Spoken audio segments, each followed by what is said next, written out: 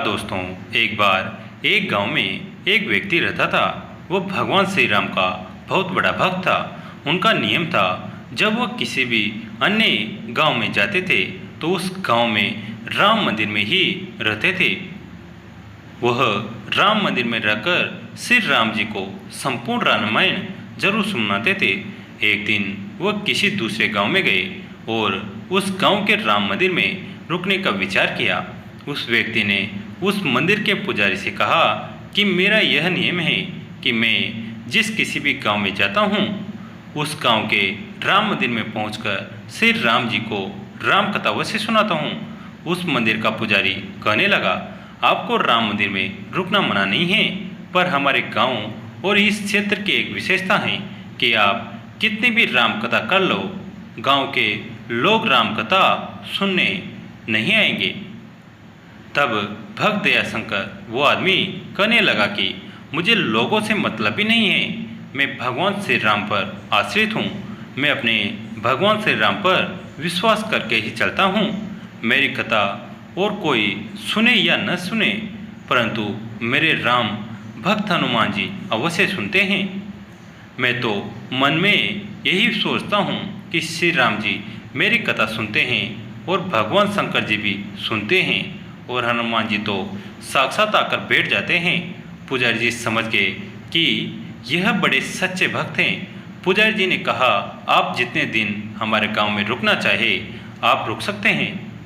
मेरा घर आपकी सेवा में उपलब्ध है और यह राम जी का मंदिर है। इस मंदिर में आप जितने समय राम कथा करना चाहे कर सकते हैं। भक्त दयाशंकर बोले कि कथा 9 दिन की है, मैं तो सिर्फ 9 दिन ही रुकूंगा, उसके उपरांत मैं किसी अन्य गांव की ओर चला जाऊंगा। दूसरा दिन वह प्रातःकाल भक्त दयाशंकर श्री राम जी की कथा प्रारंभ कर दी। कोई भी भक्त कथा सुनने के लिए मंदिर में नहीं आया।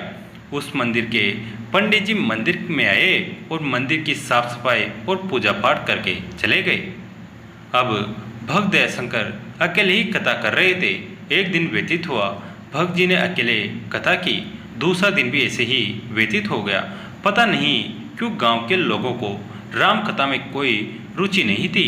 चौथा दिन हुआ, 4-5 व्यक्ति आकर कथा में विराजमान हुए और 5वें दिन कुछ और व्यक्ति आए। इस प्रकार 6 दिन बीत गए।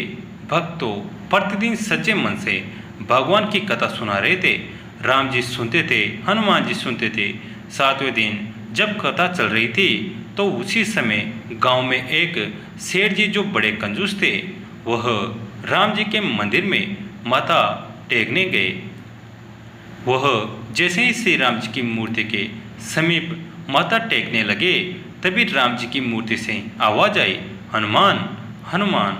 तब हनुमान जी की मूर्ति कहने लगी, प्रभु क्या आदेश हैं। यह सारी बात सुनकर सेठ जी सोचने लगे कि यह आवाज़ कहाँ से आ रही है। दोबारा उनका ध्यान जब मूर्ति की ओर गया तो उन्हें यह आभास हुआ कि लगता है ये मूर्तियाँ आपस में एक दूसरे से बात कर रही हैं और सेठ जी वहाँ चुपचाप खड़े हो गए। तब श्री राम जी कहने लगे, हनुमान तुमने देखा 7 दिन से मेरा यह भक्त यहाँ कथा कर रहा है। इनके द्वारा इतनी सुंदर कथा करने के बाद भी गांव के लोग राम कथा सुनने नहीं आते और तुम तो कथा रोज सुन रहे हो। क्या तुम्हारे मन में विचार नहीं हुआ कि भक्त दयाशंकर को कुछ दक्षिणा दी जाए। हनुमान जी कहने लगे, भगवान मैंने तो सोच रखा है, जिस दिन राम कथा संपूर्ण होगी उस दिन भक्त जी को 1000 रुपये दक्षिणा दी जाएगी। इतना कहने के बाद हनुमान जी की मूर्ति चुप हो गई। शेर जी वैसे तो कंजूस थे, ये विचार करने लगे कि इस भक्त को 1000 रुपये दक्षिणा मिलने वाली हैं। राम कथा की समाप्ति पर क्यों न मैं इन भक्त जी के साथ एक सौदा कर लूं। शेर जी के मन ही मन सोचा कि मैं भक्त जी को कहता हूं कि राम कथा के उपरांत तुम्हें जितनी भी दक्षिणा मिलेगी वो मुझे देना, उसके बदले मैं तुम्हें 500 रुपये ध्यान देता हूँ। क्योंकि भगवान राम जी की और हनुमान जी की ये बातें तो सिर्फ मुझे ही पता हैं। इस बात को और किसी ने तो सुना नहीं है। अगर मैं भक्त जी को 500 रुपये दूंगा, फिर भी मुझे 500 रुपये का फ़ायदा हो जाएगा, क्योंकि मुझे तो पता है कि भक्त जी को 1000 रुपये मिलने वाले हैं। इस तरह जब राम कथा की समाप्ति हो जाएगी, भक्त जी सारी दक्षिणा मुझे दे देंगे, मुझे 1000 रुपये मिलेंगे और मैं 500 रुपये देकर निपटा दूंगा। ऐसा सोचकर सेठ जी भी आज राम कथा में बैठ गए। 7वें दिन की कथा पूर्ण हुई। भक्त जी पोथी उठाकर जाने लगे तो सेठ जी ने राम कथा वक्ता दयाशंकर को रोक लिया और कहने लगे, आपसे मुझे एक काम है। भक्त जी कहने लगे, कहिए सेठ जी, मैं आपकी क्या मदद कर सकता हूँ। सेठ जी कहने लगे, मैं सोच रहा हूँ इतने दिनों से आप कथा कर रहे हैं पर लोग आपको दक्षिणा देते नहीं। मैंने सोचा है मैं आपको 500 रुपये दक्षिणा दे देता हूँ।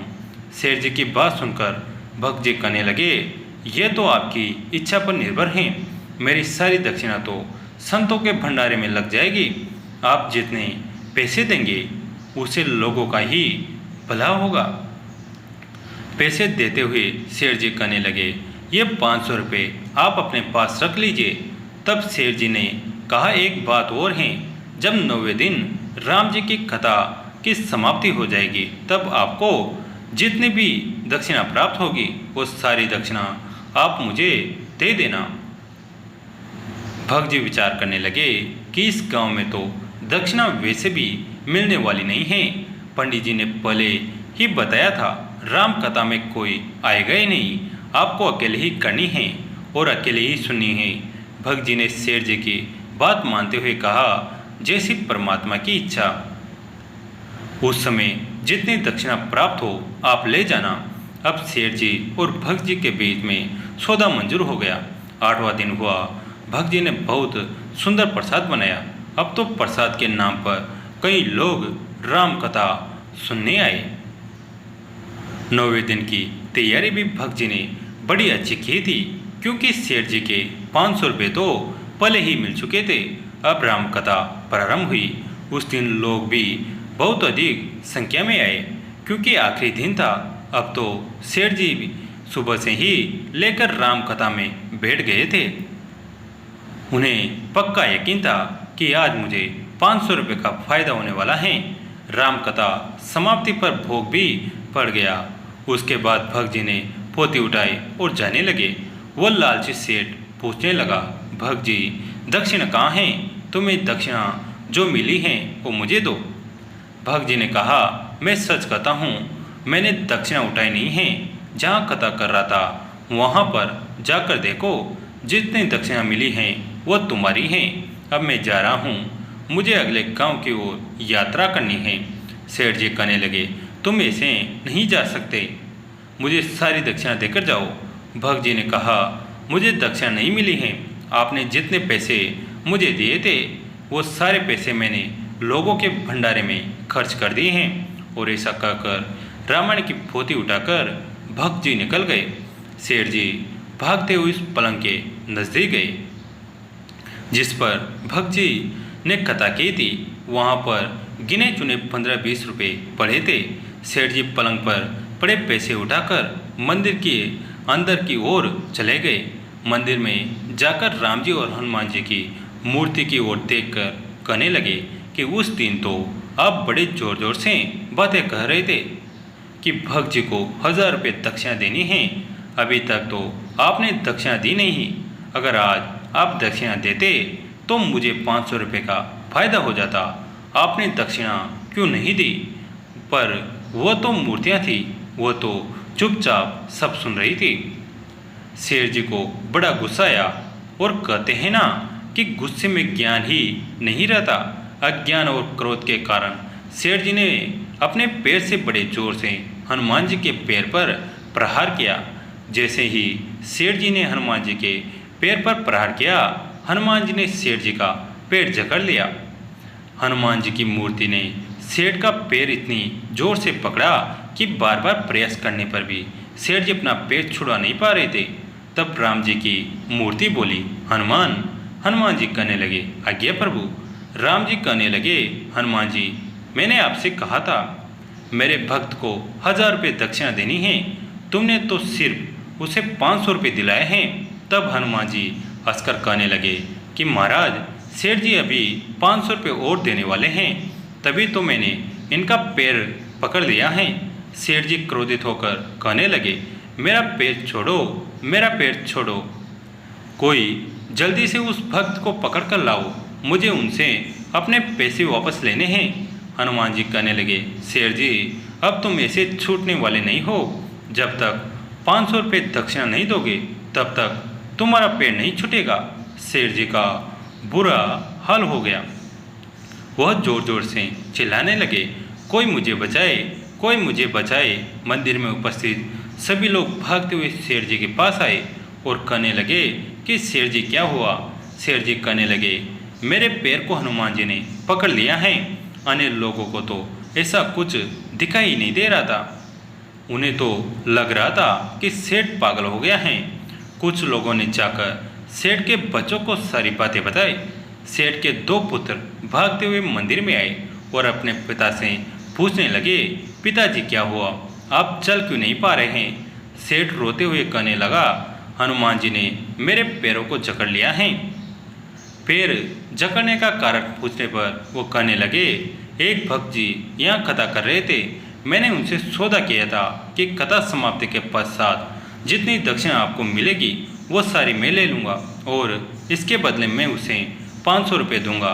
मैंने तो उन्हें 500 रुपये पहले ही दे दिए थे, पर उन्हें दक्षिणा में आज कुछ नहीं मिला, इसलिए मैं बड़ा क्रोधित होकर इस मंदिर में आ गया और क्रोधित होकर मैंने हनुमान जी के ऊपर पाँव से प्रहार किया। मैंने जैसे ही प्रहार किया, हनुमान जी ने मेरा पाँव जकड़ लिया।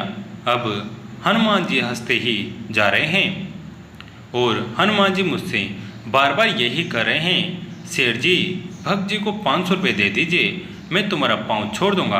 अभी इस प्रकार बातें चल ही रही थी कि सबसे नज़दीक भगवान शंकर जी की मूर्ति हंसने की आवाज़ आई। भगवान शंकर हंसते हुए कहने लगे, हनुमान जी, अब तो भक्त जी आगे चले गए हैं, क्या अभी भी तुम उन्हें सिर्फ 500 रुपये ही दिलाओगे। तब हनुमान जी कहने लगे, प्रभु जी, अगर आप आदेश दें तो हम सेठ जी से पूरे 1000 रुपये निकलवाएं।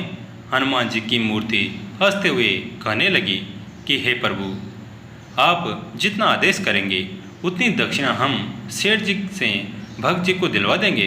तब भगवान शंकर जी की मूर्ति हंसते हुए कहने लगी, सेठ जी देने में आनाकानी कर रहे हैं, इसलिए अब तो 1000 रुपये ही दिलाने चाहिए। इन्होंने भक्त जी के साथ झूठ और भक्त जी को ठगने का प्रयास भी किया है, इसलिए अब हमारी इच्छा है कि सेठ जी 1000 रुपये दान करें। इस बार मूर्तियों की ये सभी आवाज़ें गांव के सभी लोगों ने भी सुनी। वह हैरान हो गए कि यह मूर्तियां आपस में कैसे बात कर रही हैं।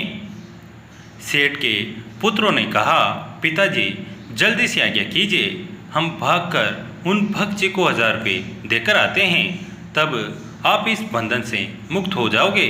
सेठ जी ने बड़े दुखी मन से हाँ करते हुए कहा, जल्दी जाओ और उस भक्त जी को ढूंढकर 1000 रुपये देकर आओ ताकि मैं बंधन से मुक्त हो जाऊं।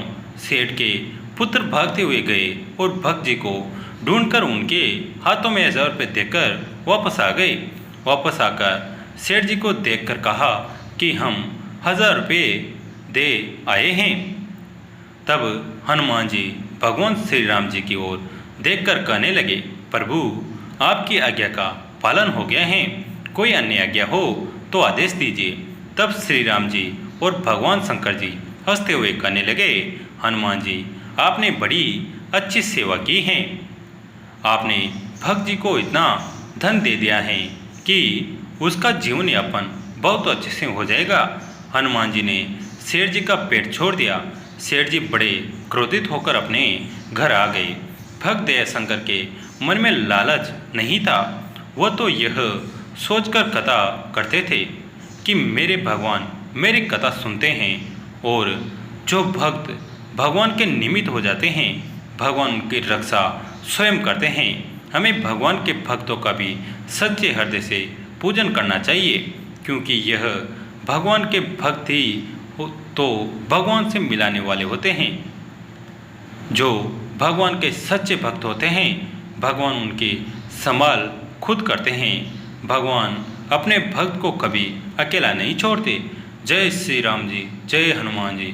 दोस्तों, यह कहानी आपको कैसी लगी कमेंट करके ज़रूर बताइए।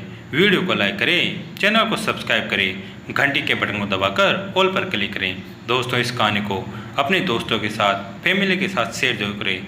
कहानी अंत तक देखने के लिए आप सभी का धन्यवाद।